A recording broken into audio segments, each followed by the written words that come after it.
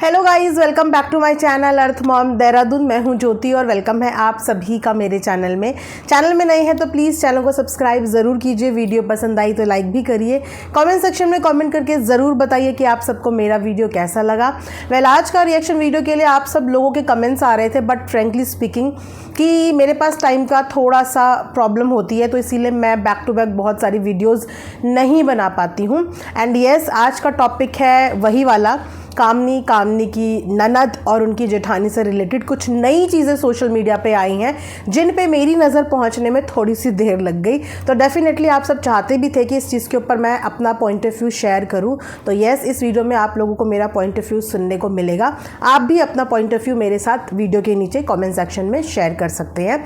इसी के साथ वीडियो में आगे बढ़ेंगे और उससे पहले मैं आप लोगों के साथ ये बहुत ही सुंदर कॉटन का कॉट सेट ज़रूर शेयर करना चाहूँगी। मैं इसके बारे में आगे बात करूँ उससे पहले आप लोग उसकी फुल लेंथ फोटो देखो।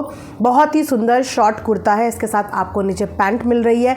फिटिंग वाइज बहुत अच्छा है, फैब्रिक बहुत अच्छा है, यहाँ तक कि इसकी स्लीव्स हैं। देखने में भी आप लोगों को दिख रहा होगा कि प्रिंट इसका बहुत ही सुंदर है और सभी साइजेस में अवेलेबल है। तो अगर आप लोगों को भी ये कॉट सेट चाहिए, क्योंकि इसको हर कोई पहन सकता है, चाहे वो सिर्फ एथनिक वेयर पहनता हो या वो वेस्टर्न ना पहनता हो, तो ये कॉट सेट काफ़ी स्टाइलिश है। आप चाहो तो उसके साथ एक सुंदर सा कॉटन का दुपट्टा भी कैरी कर सकते हो। तो मेरी वीडियो के कमेंट सेक्शन में इसका लिंक मिल जाएगा। आउट ऑफ स्टॉक होने से पहले प्लीज़ ले लेना, क्योंकि बहुत सारी चीज़ें मैं दिखाती बाद में हूँ। मैं वीडियो में बात भी कर लेती हूँ, लेकिन जब मैं आप लोगों के साथ लिंक शेयर करती हूँ तो देखती हूँ कि वो आउट ऑफ स्टॉक हो गया है। तो आप लोग पहले ही बाय कर लेना। अगर आप लोगों को कमेंट सेक्शन में लिंक नहीं मिलता है तो एक बार चैनल का कम्युनिटी पोस्ट चेक कर लेना, वहाँ पर मैंने फ़ोटो के साथ लिंक शेयर किए होते हैं, तो वहां से भी आप लोग जाके बाय कर सकते हैं। तो चलिए इसी के साथ बढ़ते हैं अब हम लोग वीडियो में आगे। कहानी में आया है थोड़ा सा ट्विस्ट। एक वीडियो जो सोशल मीडिया पे एक दिन दो दिन पहले पोस्ट की गई, बेसिकली मैंने जब वो इधर उधर देखी तो मुझे लगा कि ऐसे कैसे ये वीडियो में सारे रिएक्शन वालों को टैग किया है, तो क्या जिसने भी ये वीडियो यहाँ पे टैगिंग करी है वो मुझे रिएक्शन चैनल में कंसिडर नहीं करता। मैंने कहा इसे कैसे, जाके मैंने अपना नोटिफिकेशन चेक किया, तो नोटिफिकेशन चेक करने के बाद मेंशंस में मुझे पता चला कि नहीं भाई, हम भी उस कैटेगरी में आते हैं। तो उस पर्टिकुलर चैनल ने, जिस चैनल ने कामनी जी का क्लिप शेयर किया है सबके साथ, वो क्लिप मेरे साथ भी शेयर हुआ। बट अनफॉर्चुनेटली कि मैं थोड़ा सा इन चीज़ों में लेज़ी हूँ, मैं मेंशंस वगैरह खोल के देखती नहीं हूँ, नोटिफिकेशन देखती नहीं हूँ, इसीलिए मेरे से वो मिस हो गया। तो जब मैंने चेक किया तो वो 2 दिन पहले, मतलब आज से 2 दिन पहले मेरे साथ भी वो शेयर किया था, बट मेरी नज़र उस पर गई नहीं। अब जब वो वीडियो हमारे सामने आई, आप में से बहुत सारे लोग मुझे कमेंट सेक्शन में कमेंट करने लगे कि दीदी अब आप बताइए कि आप इस चीज़ के बारे में क्या बोलेंगे, दीदी अब आप बताइए आप इस चीज़ के बारे में क्या बोलेंगे। तो देखिए, इस चीज़ के बारे में मैं क्या बोलूँगी, मैं क्या नहीं बोलूँगी, मैंने अपनी वीडियो में ये बोला ही नहीं कि कहीं से कहीं तक भी जेठानी जी की गलती है, ठीक है। क्योंकि जेठानी जी को इनविटेशन मिला, और इनविटेशन मिलने का मतलब ये नहीं होता कि हमें गन पॉइंट पे कोई भी बुला सकता है। सामने वाले ने हमारा मान रखा, हमारी इज्जत रखी और हमें वो इनविटेशन दिया। अब उसमें हम जाएं या ना जाएं, ये टोटली हमारी ऊपर बात होती है, ठीक है। तो यहाँ से मैं जेठानी जी को तो गलत बोल ही नहीं रही थी, क्योंकि जेठानी जी को और कामनी जी के बीच के जो भी शिकवे शिकायत थे, मेरा बोलने का मतलब बस ये था कि वो दोनों उन शिकवे शिकायतों को क्लियर कर सकते थे। यहाँ पे जो ननद साहिबा आई, उनका इंटरफेरेंस थोड़ा सा चीज़ों को गलत कर गया, ठीक है। तो वो वाला जब क्लिप मेरे सामने आया, सुना है कि वो क्लिप पूरा का पूरा पहले शेयर नहीं किया गया था, इसीलिए उस क्लिप को किसी अननोन इंसान ने किसी नए चैनल पे अपलोड किया है, ये दिखाने के लिए कि जो पार्ट पब्लिक को दिखाया गया वो एडिट करके था, जबकि इस तरीके से पार्टी में व्यवहार हुआ। तो यस, जब मेरे सामने भी वो पूरा का पूरा वीडियो आया तो मुझे भी फ्रेंकली वो अच्छा नहीं लगा, क्योंकि हम फोर्सफुली किसी को भी अपने फंक्शन में नहीं बुला सकते। हाँ, लेकिन अगर किसी ने हमारे न्योते का मान नहीं रखा तो इस चीज़ को हमें हमेशा ध्यान रखना चाहिए कि यहाँ से हमारे न्योते का मान नहीं रखा गया तो नेक्स्ट टाइम से क्या हमें उस इंसान को दोबारा इतने मान सम्मान के साथ इन्वाइट करना चाहिए या नहीं करना चाहिए। और अगर नाराज़गी होती भी है तो नाराज़गी एक ऐसे शब्दों में होती है जिन शब्दों में किसी की मान मर्यादा प्रतिष्ठा को ठेस ना पहुंचे, राइट। लेकिन जो वीडियो इस समय पे आप देख रहे हो कि एक नए चैनल के द्वारा इधर उधर डाल दी गई है, किसने डाली है, क्या डाली है, इस चीज़ के बारे में हम लोग आगे बात करेंगे। लेकिन फिलहाल मैं पहले पर्टिकुलर वीडियो के बारे में बात कर दूं, वरना फिर आप बोलोगे दीदी आपने तो इस चीज़ के बारे में बोला ही नहीं, आप तो बायस्ड हो गए। तो जी नहीं, यहाँ पे जो सोशल मीडिया पे दिखता है, जो गलत होता है उसको गलत हम बोलते हैं, इसमें बायस्ड अनबायस्ड वाली बात ही नहीं है। सबसे पहली बात कि वीडियो के माध्यम से जो दिखा, जिस तरीके से कामनी जी ने बोला, यस वो बुरा लगने के लिए काफ़ी था। वो किसी भी इंसान को बुरा लगेगा, जैसे कि उन्होंने बात जो है जेठानी के साथ करी, ठीक है। अब यहाँ पे आते हैं कि वो वीडियो डाला किसने, वो वीडियो डालने का रीज़न क्या था, इस तरीके से गुपचुप लीक करने का मतलब क्या था। जब सारा मामला ठंडा हो गया था, चीज़ें सेटल डाउन हो गई थी, उसके बाद ये वीडियो लीक क्यों की गई?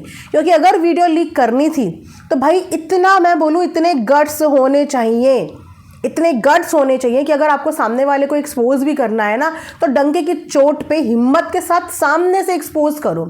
ये एडिटिंग, कट, कॉपी पेस्ट करके चोरों की तरह चीज़ें देने से आप कभी सही साबित नहीं हो पाओगे। अगर आप सामने वाले को इस चीज़ के लिए ट्रोल कराना चाहोगे तो आपके ऊपर भी 36 उंगलियां उठेंगी कि अगर आपके पास ये चीज़ थी तो आपको डंके की चोट पे ये चीज़ लगानी थी, जिसके पास भी ये चीज़ थी। अब इस चीज़ का शक जा रहा है ऑब्वियसली मुफत ननद साहिबा के ऊपर कि क्या उन्होंने पीछे से ये सब चीज़ें लीक करी हैं।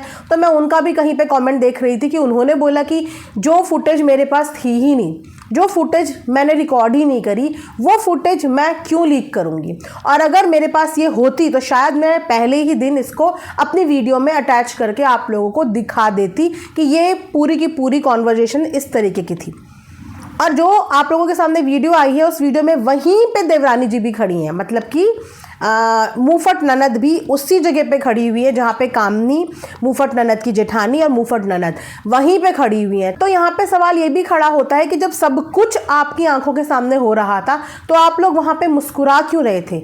आपको उस वक्त पे ऑन द स्पॉट बुरा लग जाना चाहिए था।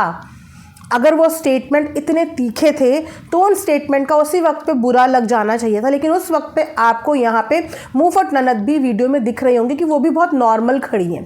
तो क्या इस चीज़ के बारे में बाद में विचार विमर्श किया गया, या ये चीज़ तब बुरी लगी जब ये चीज़ ऑन सोशल मीडिया आ गई, जब ये चीज़ एग्जैक्टली ऑफ कैमरा हो रही थी, क्या तब इस चीज़ का बुरा नहीं लगा था?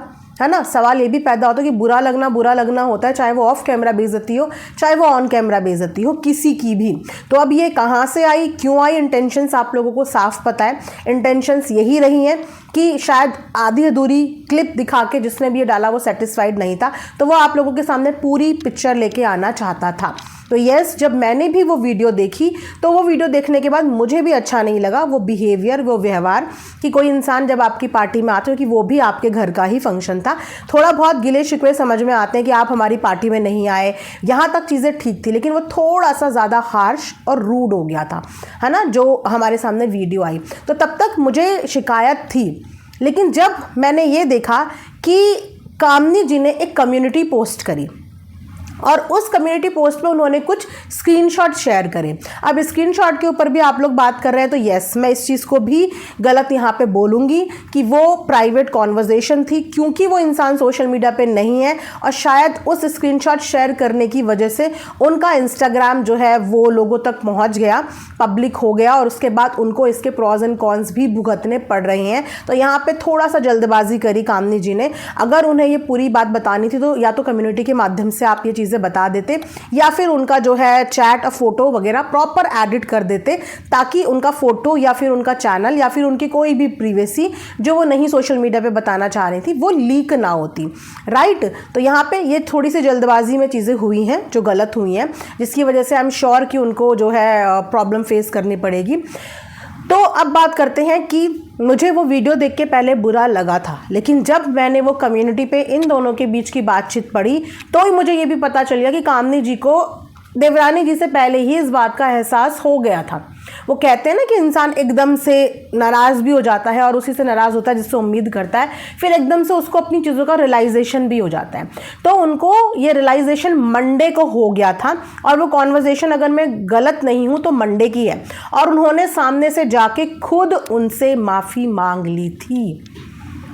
क्योंकि उन्हें ये फील हो गया था कि शायद ये चीज़ें गलत हो गई हैं और इससे सामने वाले को शायद बुरा लग गया है।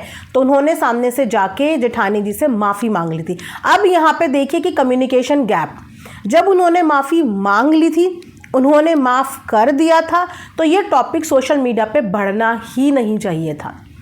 यहाँ पे कम्युनिकेशन गैप ये रहा कि जब कामनी जी ने माफ़ी मांग ली थी, जेठानी जी ने माफ़ कर दिया था, तो फिर वहाँ से मुंहफट ननद तक ये बात पहुँची या नहीं पहुँची, पहुँच गई थी तो फिर आगे ये बात बढ़नी ही नहीं थी, क्योंकि दोनों समझदार लोगों ने ये चीज़ें हैंडल कर ली थी ऑफ कैमरा, राइट।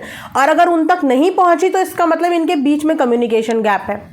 इन लोगों को खुद नहीं पता होता कि आगे क्या हो रहा है, पीछे क्या हो रहा है, आधी अधूरी बातों पे आके ये लोग रिएक्ट करने लगते हैं, राइट। तो मैं तब तक कामनी जी की गलती मान रही थी जब तक वो वीडियो मेरे सामने आई, लेकिन उसके बाद जब मैंने उनका माफ़ी वाला मैसेज देखा तो मुझे ये भी लगा कि बंदी ने सामने से माफ़ी मांग ली थी। उसने इस चीज़ का इंतज़ार नहीं किया कि इतना बवाल होगा, इतना बवंडर होगा और मैं तब ये चीज़ें करूँगी। उन्होंने ये चीज़ें जब देखी सोशल मीडिया पे तो उन्होंने जाके मंडे को उनसे माफ़ी मांग ली और दोनों के बीच में चीज़ें सॉर्ट हो गई। तो जिन दोनों के बीच में ये कलह कलेश हुआ था वो दोनों अपना सॉर्ट करके बैठ गए। तो यहाँ पे हमारी जो मुंहफट ननद है उन्होंने बहुत जल्दबाजी कर दी वीडियो बनाने की, ठीक है। और कहीं ना कहीं इसी सारी चीज़ों की वजह से उनकी जो जेठानी है, जिनकी वाकई में कोई गलती नहीं है ना, क्योंकि उनकी बेटी की तबीयत खराब थी, राइट। और इससे बड़ा रीज़न कुछ नहीं हो सकता किसी की पार्टी में ना जाने का। अब कोई इंसान सच बोल रहा है, झूठ बोल रहा है, हमें इतनी तह तक तहकीकात नहीं करनी, लेकिन अगर बच्चे की तबीयत ख़राब है और हम कंसिडर करें कि वाकई में बच्चे की तबीयत ख़राब है, तो बच्चे से बढ़कर माँ के लिए कुछ भी नहीं होता है ना। तो उनके पास एक सफिशेंट और एक जस्टिफाई रीज़न था उस पार्टी में ना जाने का। लेकिन यहाँ पे ये कियोस्क सिर्फ इसीलिए मचा क्योंकि बीच में कम्युनिकेशन गैप था, बातें प्रॉपर पहुंची ही नहीं, बताई ही नहीं गई, पूरा बवाल हो गया, पूरा बखेड़ा हो गया। और यहाँ पे कामनी जी ने भी एक चीज़ गलत करी कि जब उन्होंने मंडे को ये माफ़ी मांग ली थी ना, तो उन्हें ये बात आके सोशल मीडिया पे तुरंत बता देनी थी।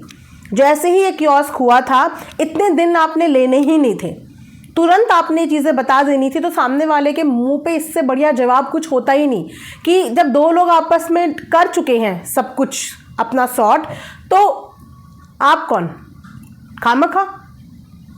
ये अपने आप में काफ़ी था, ये मैटर बढ़ता ही नहीं।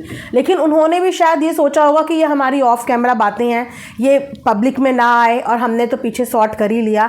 तो प्रीवेसी का ध्यान रखते हुए शायद उन्होंने ये चीज़ें पहले नहीं बताई हो, लेकिन बाद में भी तो बतानी ही पड़ी, बाद में भी तो अपनी ऑफ कैमरा चैट यहाँ पे लगानी ही पड़ी। वेल, इतने सब कियोस्क से देखो हमें सिर्फ एक ही लेसन मिलता है, हमें नहीं, इनफैक्ट इन व्लॉगर्स को एक ही लेसन मिलता है कि कभी भी कोई भी हरकत ऑन कैमरा मत करो, खासकर उस इंसान के साथ मत करो जो सोशल मीडिया पे नहीं है, राइट, जो अपनी बात रखने के लिए सोशल मीडिया में नहीं है। क्योंकि जब सामने वाला इंसान खुद अपनी बात रखने के लिए नहीं आता और उसके बिहाफ में लोग आते हैं ना, तो वो फिर अपना अलग ही मुद्दा लेके आते हैं, और मुद्दा एग्जैक्टली वो रहता ही नहीं जो शिकायतें होती हैं, मुद्दा एक अनदर ही लेवल पे चला जाता है। मुद्दा ज़रूर वो अपनी जेठानी को डिफेंड करने के लिए लेके आई थी, लेकिन उसके अंदर उन्होंने अपनी खुद की पर्सनल सारी, कहते हैं ना भड़ास, वो सारी भड़ास जो शायद बहुत दिनों से इकट्ठी थी, क्योंकि एक ही दिन में इंसान इतना ज़्यादा नेगेटिव किसी के लिए नहीं होता, कहते हैं ना थोड़ा थोड़ा थोड़ा थोड़ा भरते भरते तब इतना ज़्यादा नेगेटिव हो जाता है। तो वो सिर्फ जेठानी जी की आड़ थी, बाकी उन्हीं के इतनी सारी फ्रस्ट्रेशन थी जो शायद बहुत समय से मुंहफट ननद के अंदर आई डोंट नो क्यों जो है स्टोर हो रही थी।